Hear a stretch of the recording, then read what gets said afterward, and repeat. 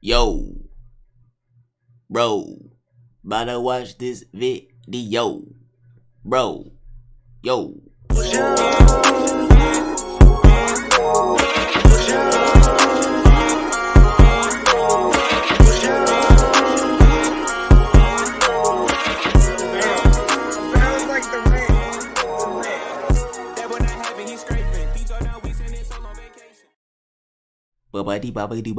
The origin of consciousness. How unaware things became aware. Right. Consciousness is perhaps damn nigga, you lied as shit. In nature.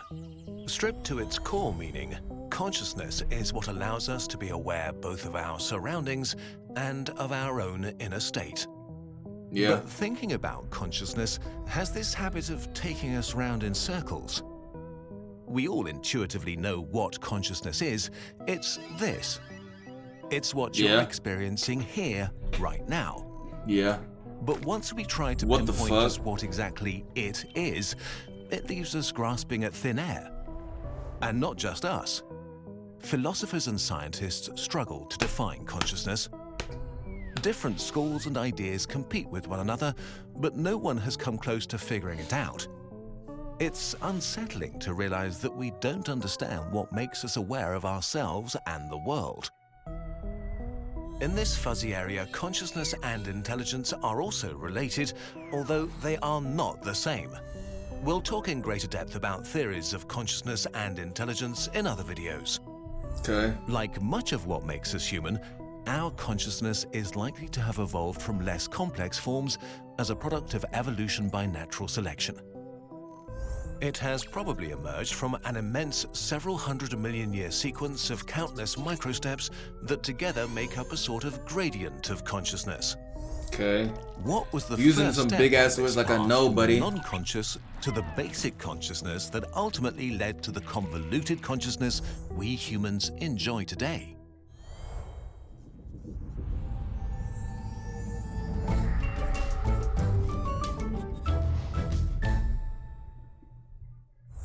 Right. Take a stone. The consensus is that a stone is not conscious, though not everyone agrees even on this. Some panpsychists claim that a lump of rock may have an inner life. Doing However, what? There are no real grounds for any such assumption. The fuck would it do? Stones never show behavior. Their inner life can neither be proven nor disproven. A more common starting point is with living things. A living thing, or a self, is a part of the universe that sustains itself and makes more of its kind. To do so, it needs energy. That nigga just shit out a baby. Where an awareness of the world comes in handy. The original function of consciousness was probably to direct a mobile self that was short of energy to a fresh supply of food. On the smaller scales of life, you don't need to be aware to find food. Trichoplax adherens, one of the simplest of all animals, moves around haphazardly. It slows down in the presence of food and speeds up in its absence. This is highly effective and makes the tiny creature spend more time where there is food.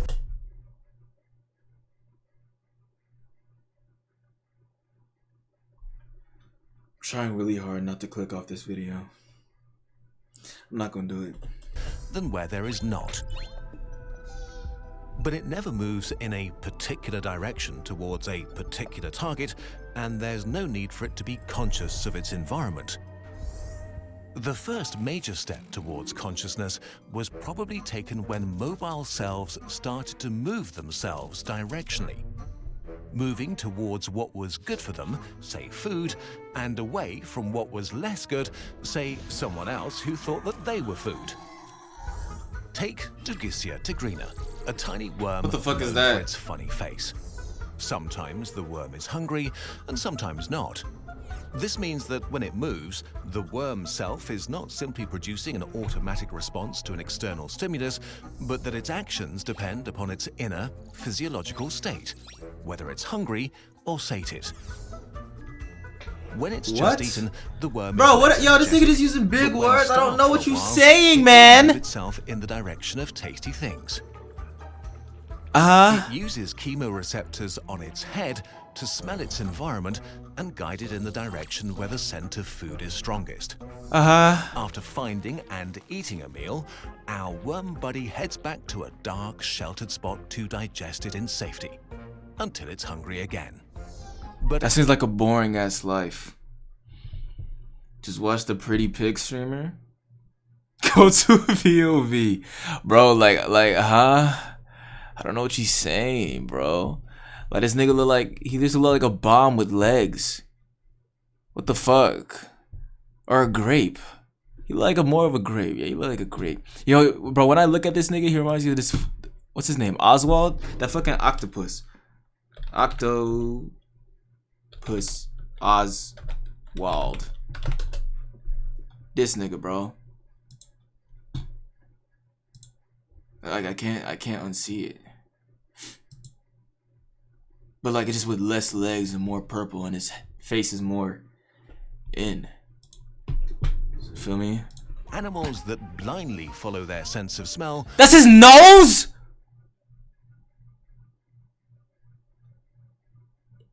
Don't have a concrete objective in view. They still lack any sense of where they are heading. So the next step on the ladder of consciousness is to add some perception at a distance, like vision. What the fuck? Vision adds context and depth to our world. With vision comes a sense of the space we and our food exist in. It adds a whole new dimension to awareness and is a huge step towards more familiar consciousness. An optical apparatus like an eye enables us to visualize our goal and lock onto it. But even at this stage, a self is only able to pursue its food as long as it sees it.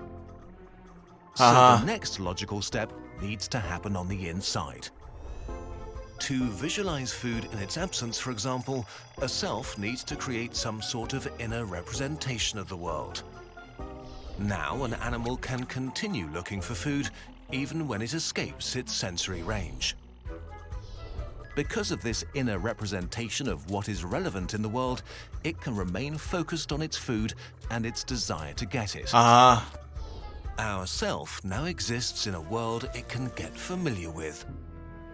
The ability to remember things has emerged. Thanks to memory, animals can be distracted from a pursuit for a few seconds, but quickly continue their path afterwards. A related How did nigga give up so quick? What the fuck? Object permanence. This describes our awareness that things continue to exist. It's in this one, buddy. When we can't see them. Yeah, buddy. This cognitive skill is enjoyed by some mammals and birds, and perhaps other animals too. Human babies tend to develop this ability around the time they turn 8 months, while baby chickens show this ability within a day or two of being born. The capacity to remember a thing in its absence suggests at least a basic sense of time.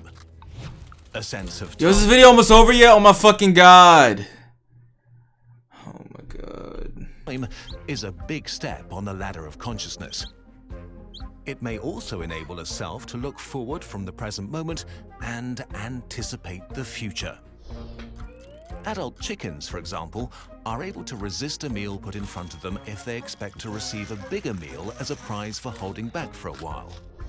This sort of delayed gratification means there is an ability to visualize a reward that only exists in the future, which can be quite a challenge even for adult humans.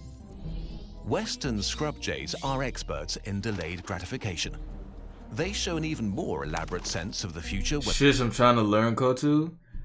Okay, so can you tell me about what just happened? Cause I'm not following. I just saw a grape grow eyeballs and eat a mouth, a flying mouth.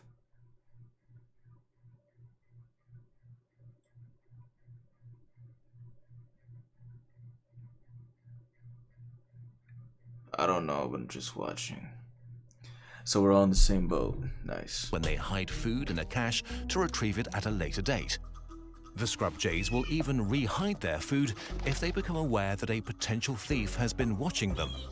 This means that they know that there are other hungry selves out there who are aware and see the world from their own different perspective. Crafty scrub jays can sort of read the mind of their fellow birds. This ability to mind read a cherry is crucial for complex levels of consciousness. By putting yourself in the position of others, you can outsmart a rich competitor or empathize with a hungry friend. Language takes the ability to read minds and represent what is absent to a whole new level. Words enable us to construct hypotheses about the world.